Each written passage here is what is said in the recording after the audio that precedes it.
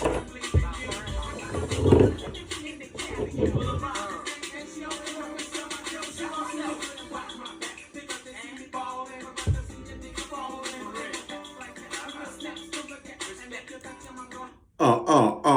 up, y'all? What's up? It's your boy Lil Ya from UNLV. You await me? Welcome to my podcast, the Be Real 23 podcast. Hit that like button ASAP. Subscribe. Tell another friend to subscribe. And tell a friend about my podcast. You await me? Yeah. Look, this rip I'm going to talk about starting Hard Times Records. My first record label that I was co-CEO of, you dig? That's what I want to discuss and talk about.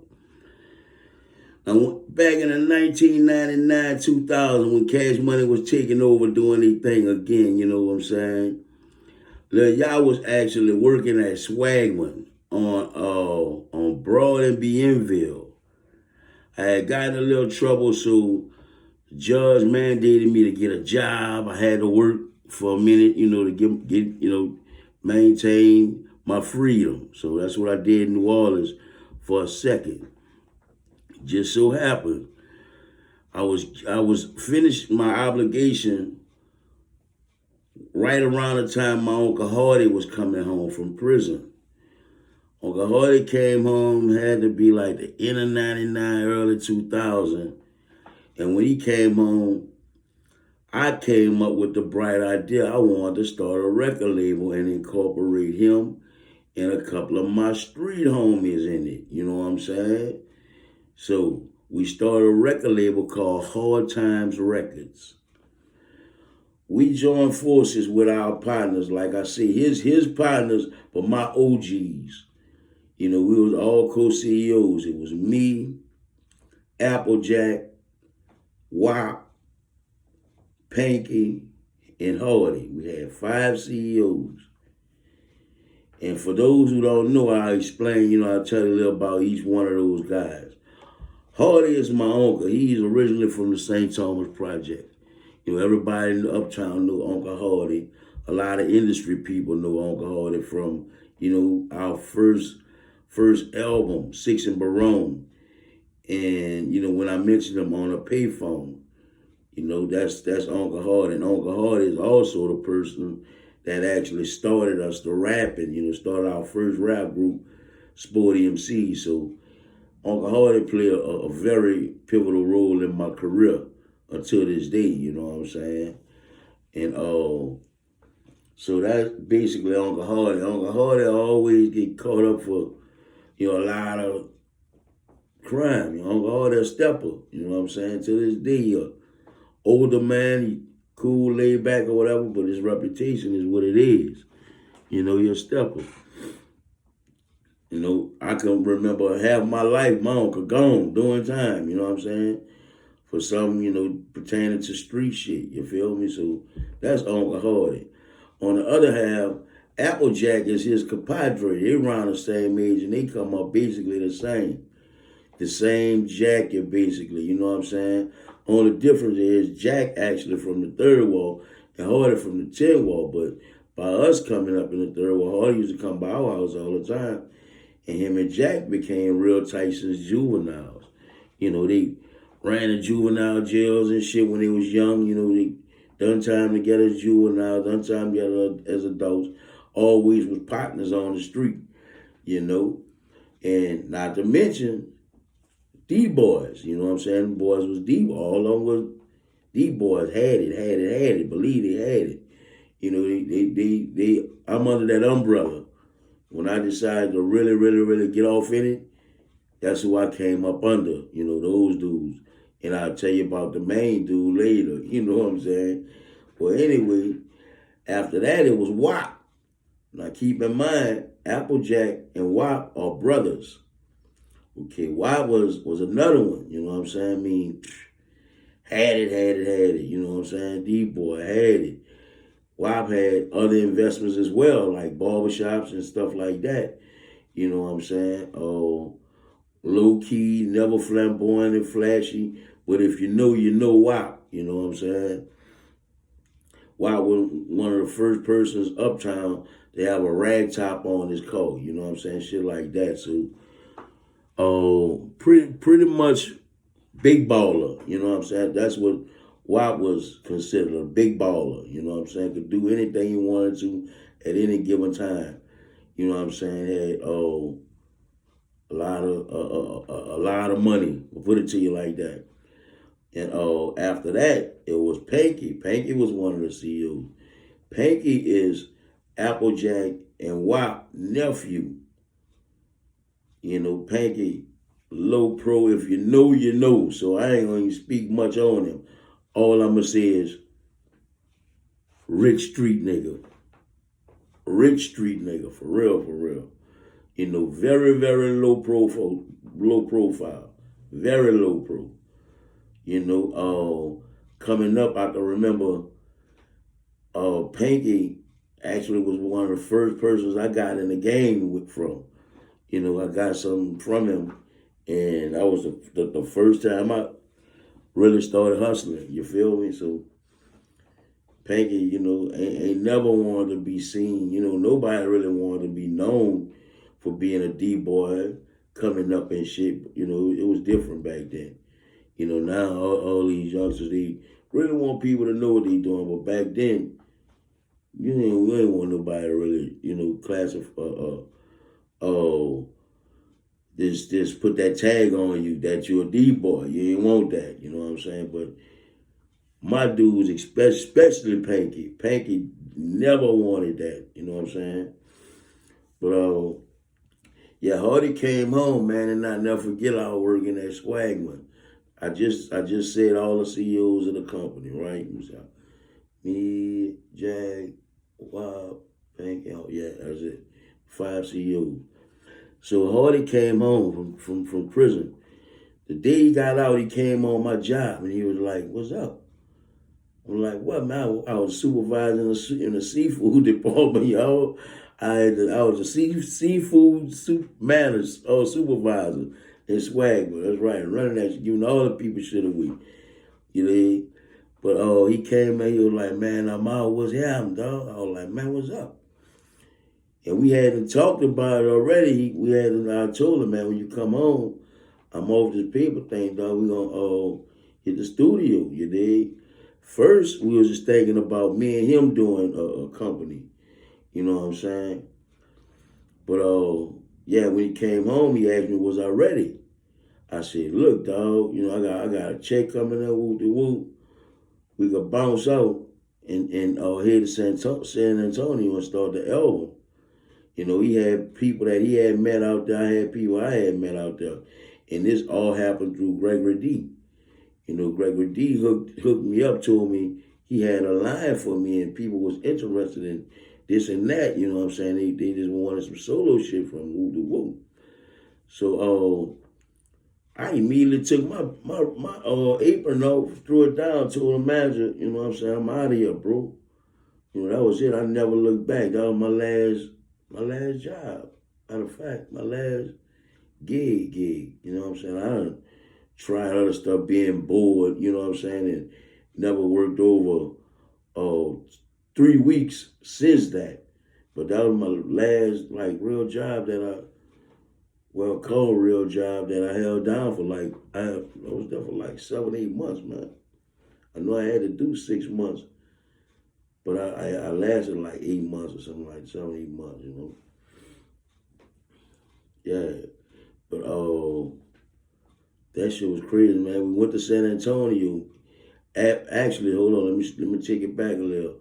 When Gregory D hooked us up and told me about San Antonio, he was like, "I can't get you plane tickets, but if you want to go, I can get you how many rooms you need or whatever." So I'm thinking, damn, I'm trying to put the team together. Now it's about to go down, whoop de whoop. So the first person come to my mind is Applejack. Mind you, while Hardy locked up, I'm in Swagman doing my thing with Swagman. At the same time, I'm on the block with Jack them. You know what I'm saying? I'm on Washington Ave now. You know, I holler at Jack them on Washington Ave. I'm back on my block. So, you know, me and Jack I went to fucking with Jack probably maybe 4 or 5 years while Hardy was gone. on a slick.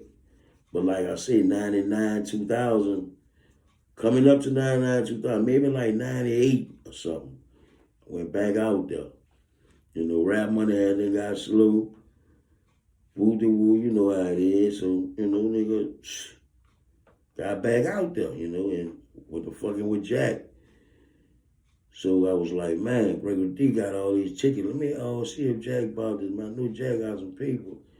He want to do something with it, you know what I'm saying? So I bought the idea to Jack about a company. Jack was like, hell yeah. So, Hardy came up with the idea. He wanted to holler at Pinky about it. Pinky wanted to do some. All them boys really, they was on that level where they always wanted to be entrepreneurs and do something with their people. Never just wanted to be D-boys. So, I provided the opportunity for them, really, because I was already in that lane. You feel me? And Hardy told Pinky about it. Pinky told Wop. All us got together, had a meeting, got us an attorney, and we formed Hard Time Records. Now, when we formed Hard Time Records, I really wanted to form it around dudes that's in the hood that I wanted to give shots to when I was with Cash Money. I wanted to really bring them in, but you know what I'm saying, baby, he didn't have time to hear everybody nigga wanted to, you know what I'm saying? So that's how that happened. But all of them knew that, look, dog, I want to fuck with y'all. So they know I was serious since day one about it, to make a long story short. So I recruited. First I went and got D.H. the Great, who my cousin, my longtime friend. You dig? The dude that actually gave me the name UNLV for my group. We always rapped, and he just never rapped full front. You know what I'm saying? Until this moment. So I went and got him first of all. After I got him, I was thinking about some producers. I went back and got T-Bone. T-Bone is the dude that made the Another Bitch for UNLV. That was our first track, our first single. So I went and got T-Bone in New Orleans. I knew he'd be a perfect fit. Because I even though we was with Cash Money and Fresh was there, I still wanted T around. You know what I'm saying? Per se, I knew he wasn't on Fresh level. You know what I'm saying? But T is a good dude, and he make good track, good music, you know what I'm saying? So I wanted T, so I went back and got him. I had the access to him. So from there, we met this guy, Gregory D turned us to, by the name of Receipt. Me and Receipt got real jammed, and he was a fire track, man. He made beats too. I got some tracks from him out San Antonio. Hardy became cool with the dude Vernon from Fire in the Bayou at the time. Fire in the Bayou record, shots out Vernon. That's the homie. So I got a couple of tracks from him. All in all, I had like maybe 22 songs on a track or whatever. So after I got the producers I wanted to work with lined up or whatever, I gathered up some artists that I was telling y'all about out the hood. I went and got, after D.H. the Great, I went and got K-Love, the Chubby Hustler, and he was in a group at the time, and his group was called the Vigilantes. It was K-Love, Aaron, his name was Addicted One at the time, and Benny the Pusher. Y'all might know him as Benny the Pusher, man, fat. They was the vigilante. I signed them. I signed Lil C, which was Chris out the 12-0, real dope artist, young, serious about what he did. Who else? They'll kill me about. I wanted to sign G the Hustler. He was affiliated with us, but I don't think he was able to move around at the time because, we stayed on the road, stayed touring, stayed traveling, Actually, I recorded almost all my album on the road, and I would come back to New Orleans, get who I needed to get, bring them out there with me, you know what I'm saying? We'll stay for so long. Bring them, send them back, and come get somebody else to, all us actually needed to be out. Oh, yeah, I got with Grim Reaper. God, I can't forget Reaper. Played a major role in Hard Time Records. You know what I'm saying? All the artists was dope. I guarantee you it was dope. I had Mr. Cisco. I was all hooked, man. Y'all probably remember the song Stop Playing. Stop Playing, Cisco sung on there and rocked that bitch. What you mean? Who else, man? Shit. Well, Tanisha. Tanisha was on, she wasn't signed to the label, but she was affiliate, and she sung on D.H. the Great solo record called Hustler. Y'all might be familiar with Tanisha right now. She's doing well for herself. She got the jewelry collection thing going or whatever. Shout out to Tanisha. Shout out to Reaper. Shout out to K-Love, Chubby Hustler, the Vigilantes, Benny the Pusher. Shout out to Jada Hustler. Who else, man? I can't forget nobody, y'all. I'm sorry, because Hard Time Records, it was like my baby, my first company, y'all, and it was a hell of a company. You know what I'm saying? I can remember taking our album covers. We was in a graveyard. I had a bat in my hand, and we was taking pictures around like a lot of gutter stuff. And the name of the album came out to be Another Massacre. Y'all probably be familiar with my first solo album, where I'm talking about the actual label that we started and how did it start. It was called Hard Time Records. I want to say who else was on that album. Lil C, Grim Reaper, Vigilantes. Oh yeah, Mal Security was off the chain. We had the best security ever, man. Big D, God bless his soul. Big D, we had Edgar. Man, our security was crazy, y'all. Look, I got an app about Edgar. I'm just gonna throw this in there because it ain't really an app. It's a little short thing. Look, I bought my cousin Edgar on the road. We hired him as security. Now, Edgar is the type. He bound it. I'm talking about stepper, straight stepper. But he took this job so serious, y'all, to Edgar, like he really drove everybody that night, man.